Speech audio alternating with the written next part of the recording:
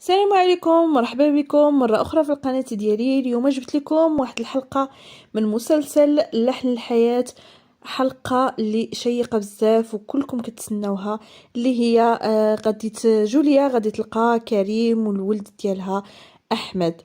خليكم حتى الأخير باش تشوفوا هاد الأحداث الشيقة واللي غادي تعجبكم بزاف. في اول حلقه غادي نشوفوا كريم هو والصديقه ديالو اللي كيتكلموا، كيقول لها باللي راه هو خاصو يمشي للضيعه باش يتقدى شي حوايج لاحمد، وكيطلب منها باش تمشي معاهم وهي كتوافق. ومن بعد غادي نشوفوا ماهر هو جوليا اللي كيقول لها هاد المنظر زوين بزاف. قال لها حنا تخنقنا في اسطنبول ولكن هي ساهيه ما كتجاوبوش. كيعاود يقول لها انا ما كرهتش نخدم هنا، وشويه كيشوف فيها كيقول لها مالكي دايره في راسك هاد الحاله، خاصك تهلاي في راسك، واش تبغي كريم يشوفك في هاد الحاله؟ وكيسولها واش الحب كيدير كاع هاد الحاله، وقال لها انا بعدا الله ينجيني منه. هي كتجاوبو وكتقول ليه امين.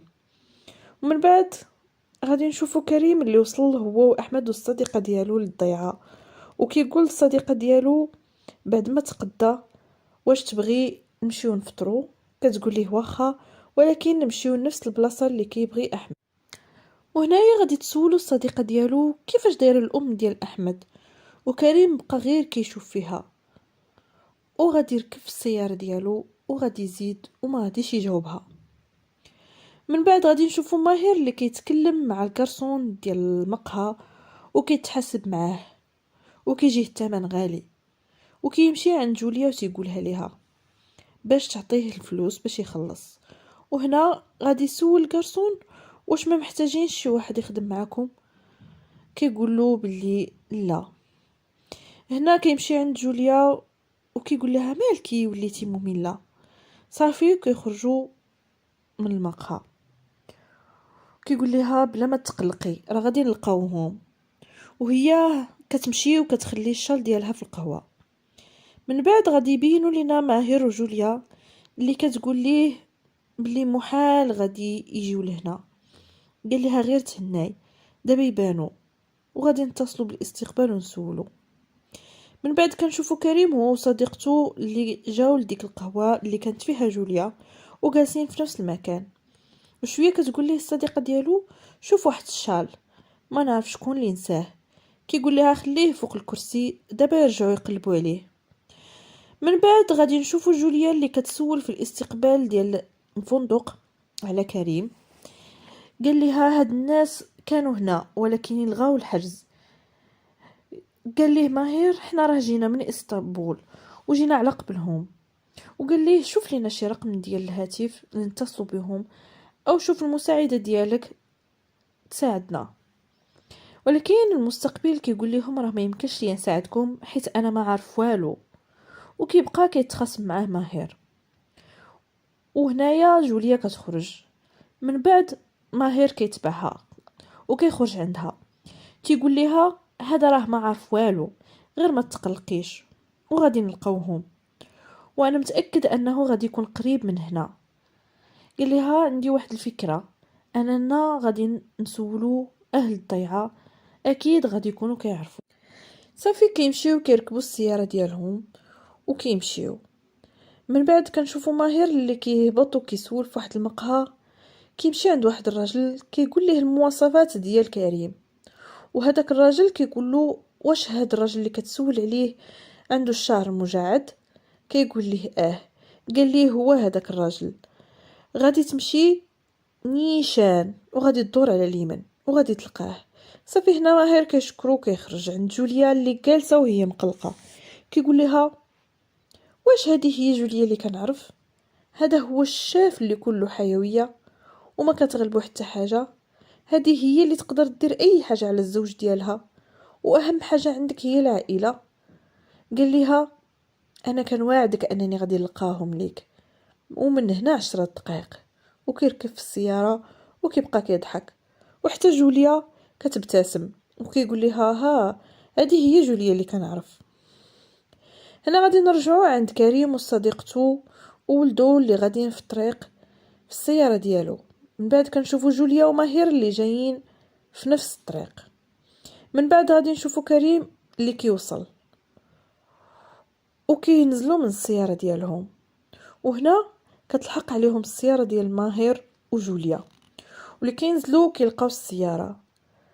كيقول لها ماهر هذه يمكن السياره ديال كريم، اذا حنا لقيناهم.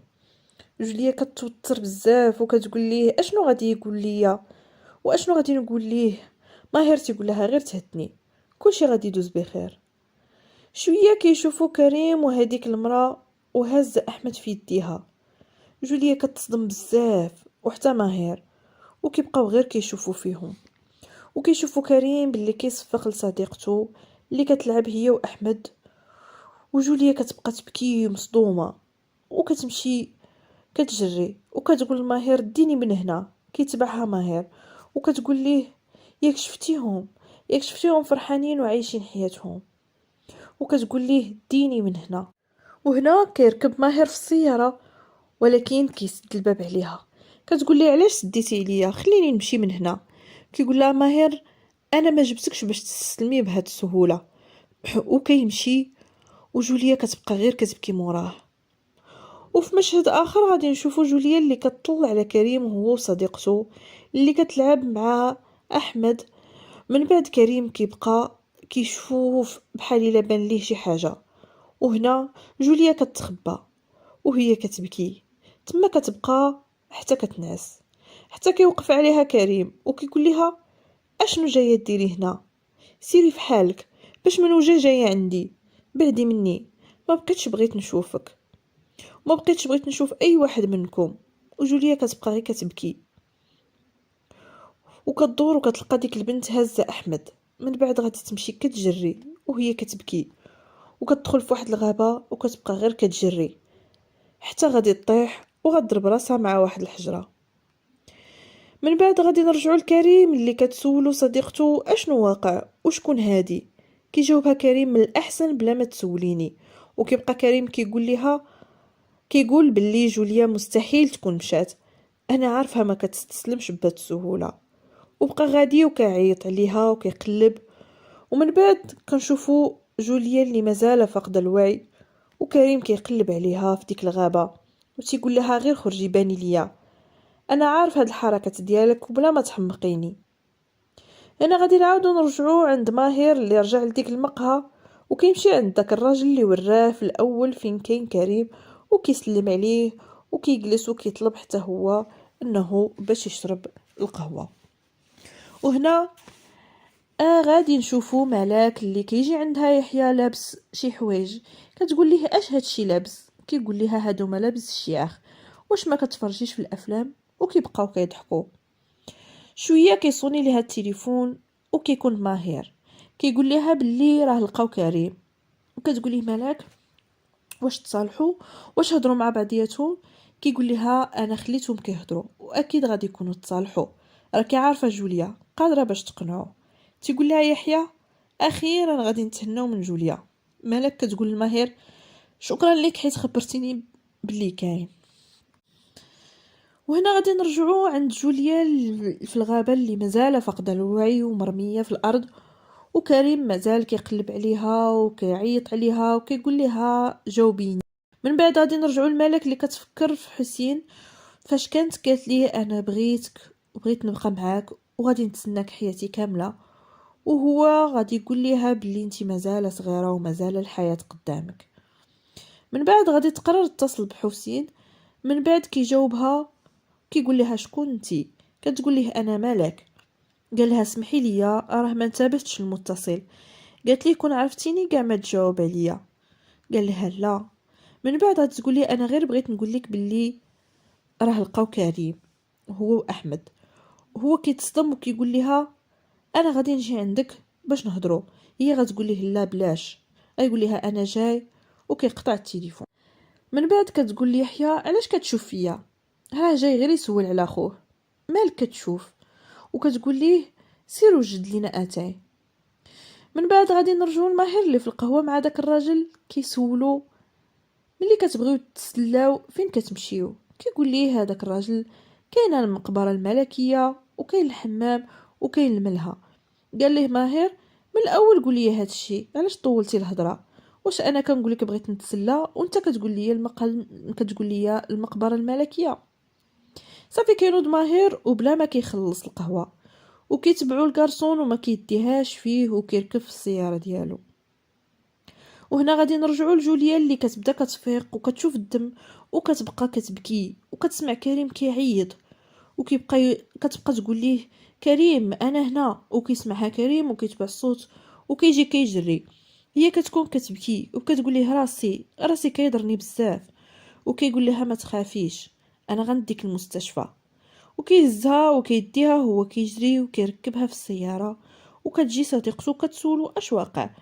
كيقول ليها انتي ردي غير البال لاحمد بين ما نجي، وكيمشيو. غادي نعاودو نرجعو للملك اللي كتوجد الطبله وكتجلس وهي متشوقه للمجيه ديال الحسين. وشويه كيوصل كيجي عندها كيقول لها اش خبارك؟ كتقول ليه انا لاباس. فرحت ليهم ملي تلاقاو، وقال لها حتى انا فرحت بالفضل ديال الاخبار ديالك. وكتقول ليه تفضل. كيقول لها اش هاد الشيء زوين. وكيجلس وكيسولها كيفاش حتى عرفات. قالت ليه بلي ماهر هو اللي اتصل، وقال لها بلي وصل عند جوليا، بلي وصل جوليا عند كريم وشاف كريم واحمد من بعيد. وهذا الشيء اللي كنت بغيت نقول لك ولكن انت قطعتي وجيتي. قال لها هي ما كنتيش بغيتيني نجي؟ قالت ليه بالعكس انا فرحانه حيت جيتي. وقالت ليه تفضل هز تاكل من هذا الشيء اللي وجدت لك. من بعد غادي نشوفوا نجلاء اللي غادي تجي وغادي تدخل وغتجلس وغتقول ليه السيد جوهر بنفسه عندنا هنا، اشنو سبب الزياره؟ وقالت ليه باللي راه ملاك ولات كتحسن من بعد الضغوط النفسيه اللي كانت عندها. وملاك كتقول لها سكتي، هو راه جا على قبل خوه. وقالت لها دخلي لداخل. ونجلاء غتقول لها خليني معاكم، الماكله هنا حسن. وكينوض حسين وكيقول لها انا غادي نمشي، وملي توصلي بشيء جديد علميني، انا غادي نمشي، وشكرا على هذا الشيء اللي وجدتي على حسابي. وهنا كنشوفوا ملاك اللي كتودع حسين وكترجع عند نجلاء. كتقول لها اجداك تقولي ليه هذا الشيء؟ اجداك تقولي ليه بلي انا عانيت هنا غادي يتاكد انني مرضت بسببه؟ وكتقول لها انا ما درت حتى شي حاجه خايبه. وهنا غادي نرجعوا نشوفوا كريم وجوليا اللي عند الطبيب، وكيسولو كريم اشنو عندها. كيقول له الدكتور هي بخير. كيقول لي واش انت متاكد؟ هي راه كانت فاقده الوعي. قال لي راها غير حيت جرات بزاف ملي طاحت فقدت الوعي. كتقول ليه جوليا غير حيت كنت مقلقه بزاف. وكيقول له كريم للدكتور باش يشوف صور الاشعه ويتاكد. والدكتور كيقول جوليا باللي غادي تبقاي معنا نهار واحد باش نطمئنوا عليك. وجوليا كتقول الكريم ملي كتشوفو كيشوف صور الاشعه كتقول له واش انا لاباس؟ كيقول لها الصباح غادي نجي باش نوصلك للمطار. وكيخرج وكيخليها وهي كتبقى مصدومه. وهنا كتنتهي الحلقه ديالنا، وكنتمنى اللي كيشوف الحلقه اول مره يدير لايك